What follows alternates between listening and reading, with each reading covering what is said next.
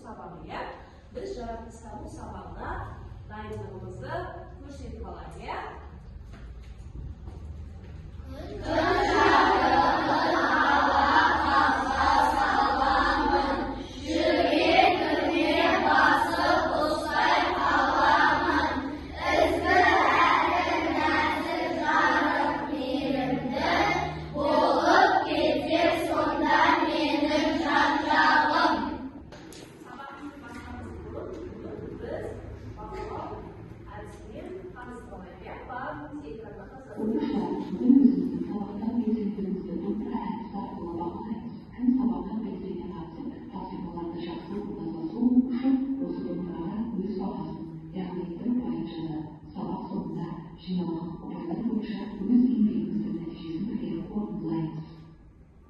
Өткен сабақты есіңізге түсіріп алайық, иә? Өткен тақырыбымыз қандай еді? Кім есептейді? Айталық қараңызшы. Жүйке жүйесі қалай жұмыс істейді? Өткен сабақты тексеріп көрейік. Ал балалар, бізде бірінші сұрақ кім оқиды? Алина. Жүйке жүйесінің атқаратын қызметі қайсысы? Адам ағзасындағы мүшелердің қызметінің бір қалыпты болуын қамтамасыз етеді. Көрейік десек, дұрыс па балалар? Келесі сұрақты кім жауап береді? Былай дейді, адам сәт сайын түрлі сезімді басынан кешіреді, қуанады, қояды, қорқады, ренжиді, және бұл ненің арқасында? Ненің арқасында? Дұрыс. Келесі сұрақ бізге келе ғой, дәл тұрасың. Жүйке жүйесі неден тұрады? Неден тұрады айтады? Жүйке жүйесі ойын жоғын жүйкелер. Дұрыс дейді. Келесі сұрақ бізге ми қайда орналасқан? Қайда орналасқан айтады? Көрейік. Дұрыс екен балалар? Дұрыс. Келесі жұлын қайда орналасқан? Жастар. Қайда орналасқан? Басады. Дұрыс екен балалар? Дұрыс. Келесі жүйкелер қайда орналасқан? Рауан келе. Қайда орналасқан жүйкелер? Басып келе ғой. Дұрыс екен балалар? Дұрыс. Келесі соңғы сұрақ жүйке жүйесіне дейтін дәрігер. Жүйке жүйесіне дейтін дәрігер кім дейміз? Невролог дейді. Дұрыс па балалар? Дұрыс. Жарайсыздар балалар. Жалпы бізді айналамызда не қоршап тұрады? Не қоршап тұрады біздің айналамызды? Табиғат дейді, денелер қоршап тұрады. Өсімдіктер дейді, ағаштар, таулар дейді, жан жануарлар дейді. Жалпы бізді айналамыздың барлығын денелер қоршап тұрады. Балалар, мынау не бізге? Мынау бұлғардан жасалған болған екен, иә? Ал мынау теріден жасалған болған. Бірақ бұл әртүрлі заттан жасалған екен. Мынау қандай заттан жасалған? Мынау теріден жасалған екен. Ал мынау денеден жасалған. Яғни балалар, бұл барлығы бір дене, бірақ бір заттан жасалған ба? Әртүрлі заттан жасалған екен, иә? Бірі резинкеден, бірі бұлғардан, бірі мақтадан жасалған екен, иә? Жарайсыздар балалар. Ал енді маған осыны кім айтып береді? Не үшін резинкеден жасалған? Не үшін бұлғардан? Келin hocam сен бізге түсіндіріп бере ғой.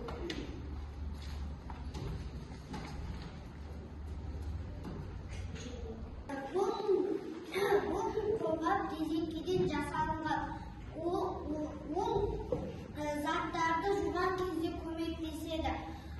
Кірлерді тазалағанда қолға вирус шықпау үшін көмектеседі.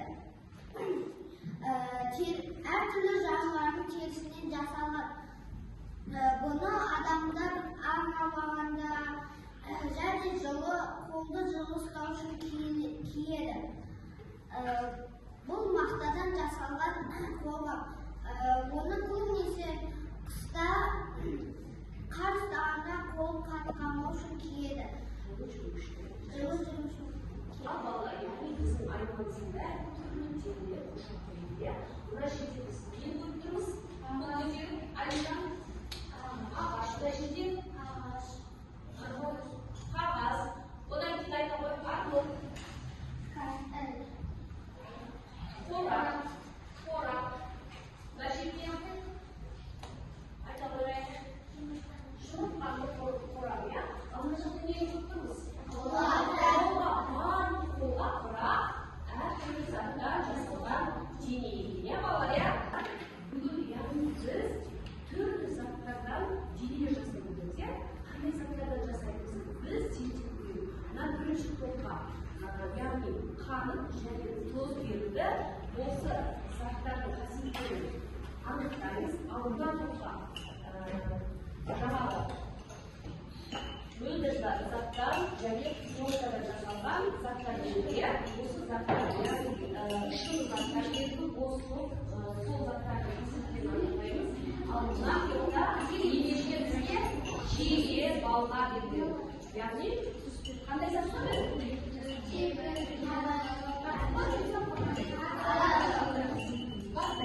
Барлық топқа ортаға бөліп жұмыс жасаймыз.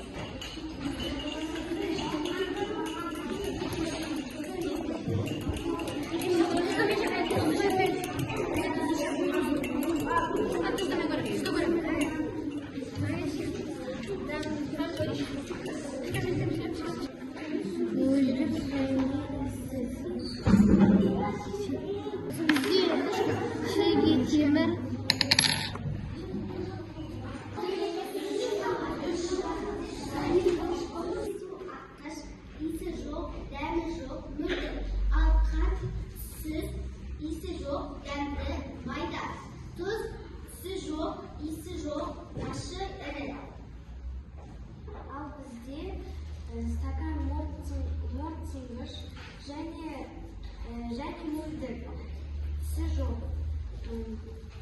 Бұл жалпы бізде пленка. Ода су өтпеу үшін жасалған.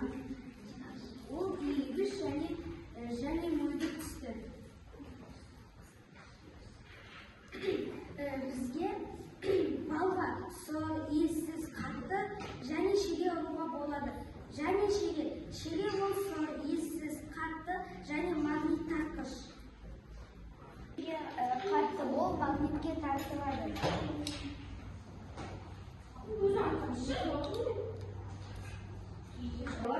Мына жерде бірінші топ бөлшектер мен тұздың айырмашылығы және ұқсастығы не екен? Бұл жерде ұқсастығы тұз бен қант екеуі дәні жоқ, иісі жоқ, және де оны мөлдір. Сосын ол айырмашылықтары не екен? оның айырмашылықтары біреуі ащы, біреуі тәтті. Біреуі дәні ащы, біреуі дәні жарайсыңдар балалар. Ал сендерде шеге балаларымыз қатты және магнитке тартылады. Жарайсыңдар балалар. Ал шыны қандай дене жасалған? Ыдысымыз Шыныдан жасалған. ол қандай? Ол мөлдір, морсыңғыш. Жарайсыңдар балалар. Ойымызды бір серпіп алайық, барлығымыз қарап, ойын күйін біліп алайық.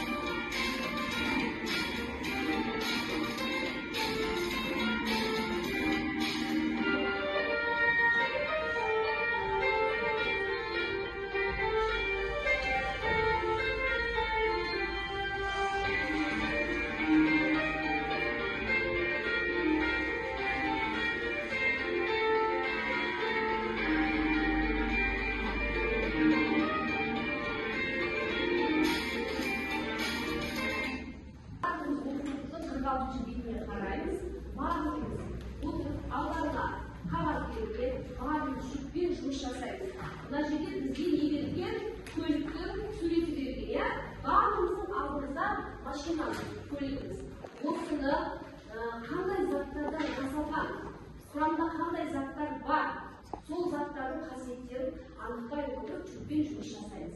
Барлығымыз біргеміз, шындаймыз.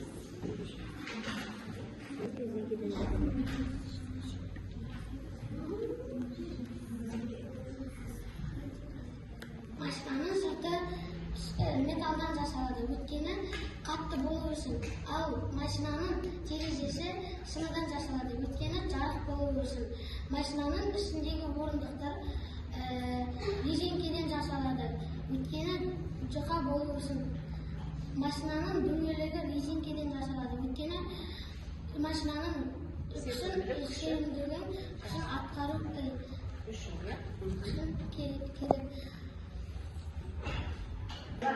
Сен бесіндегі заттың құрамында, салқында немесе зат белгісінде арнайы белгілер көрсетілген болады. Ол заттың қасиетпен құрамын білдіреді екен. Ал енді сендерге ойнан дейді. Мынау қол жағы нені білдіреді? Нені білдіреді? Рас айтады. Қорапқа су тиюге болмайды. Қорап су типаса бүлінуі мүмкін. Су бар жерде аулақ ұстап дейді, иә? Су тиюге болмайды дейді. Келесі бізде жалынның суреті. Ане айтады. Жалынның суреті Қатты күйетін немесе жанғыш заттар жарайсың. Келесі бізде шыны таққан белгілерін айтады. Заттар жарайсың. Енді барлығымыздың алдымызға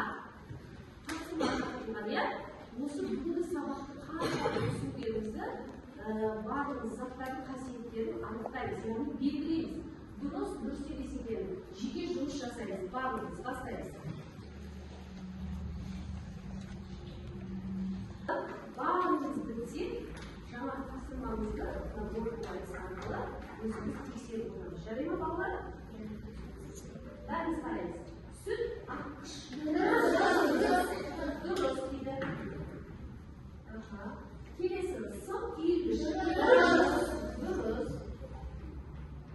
Өсімдік майы жұмсақ. Келесі тас қатты. Топырақ жылтыр. Шылым сұйық. Темір мөлдір.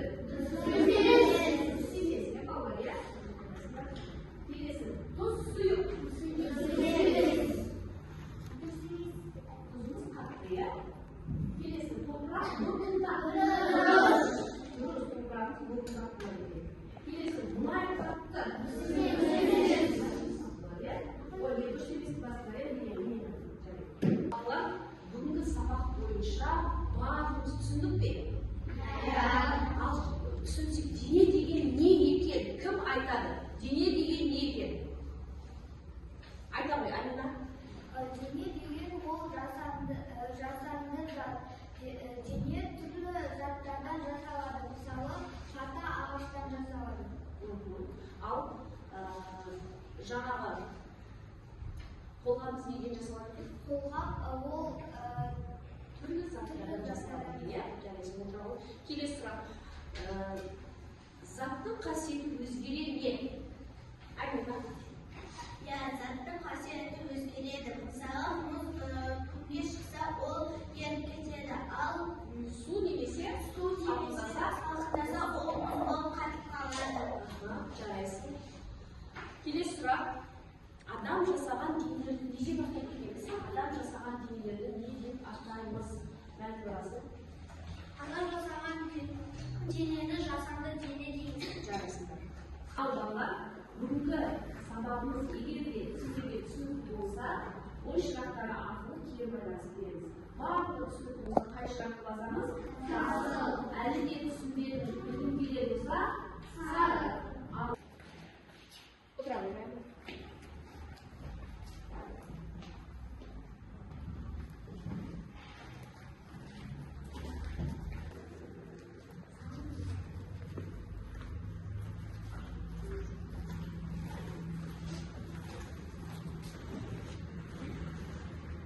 Себебі барлығы түсінікті болған сияқты Olay bo'lsa uychi o'zi taqdirda zati qasiyati tusini unutib kelib jarima.